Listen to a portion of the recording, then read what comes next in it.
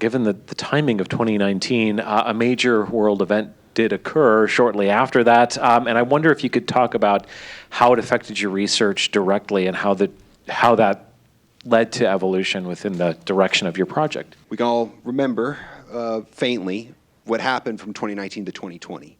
And so we've done all this preparatory work. We were all ready to go to run this study.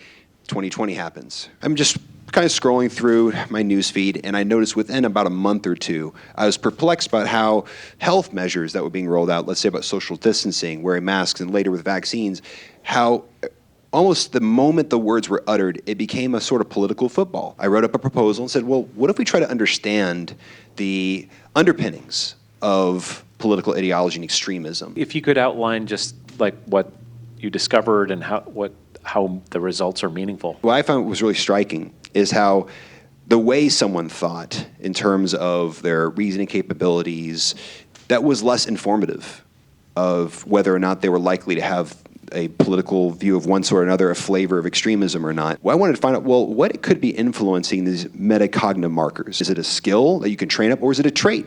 Some of us are just blessed with better metacognition. Can you talk a little more about your current trajectory, what you're up to now, and kind of what you've done since the Friends of BrainHealth Award? The essence of what my career is all about right now, looking at this issue we call cognitive warfare, how political campaigning and influence campaigns on especially social media, which is sort of the battlefront for cognitive warfare, is used to destabilize democracies and democratic institutions, understanding, well, how does this happen? Like, what are the mechanisms by which this happened? One of my other colleagues, Leanne Young, also has been affiliated with Center for Brain Health, Brain Performance Institute. She and I have been teaming up recently on this issue.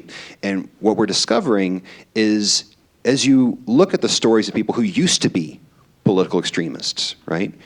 Maybe even belonging to hate groups, once they become apostates, once they leave those hate groups, they turn a new leaf, and they're trying to live a different, more reflective life.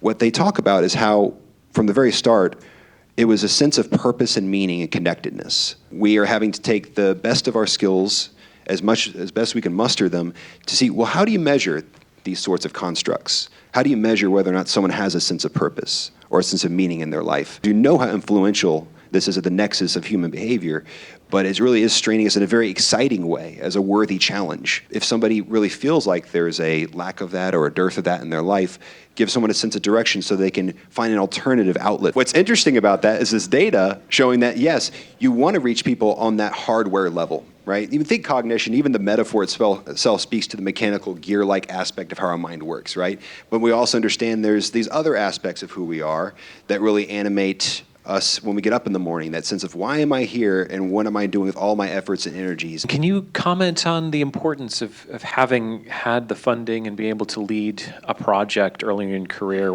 What did that mean to you? It is so essential as a research scientist to be able to talk to those outside of your own insular group. Sure, it's an important facility to be able to talk to fellow scientists and be persuasive. Many of the grant funding opportunities involve having to have a real alacrity with that kind of language. But to be able to talk to non-scientists and be able to bring them on board, make sure that this is a multi-front effort.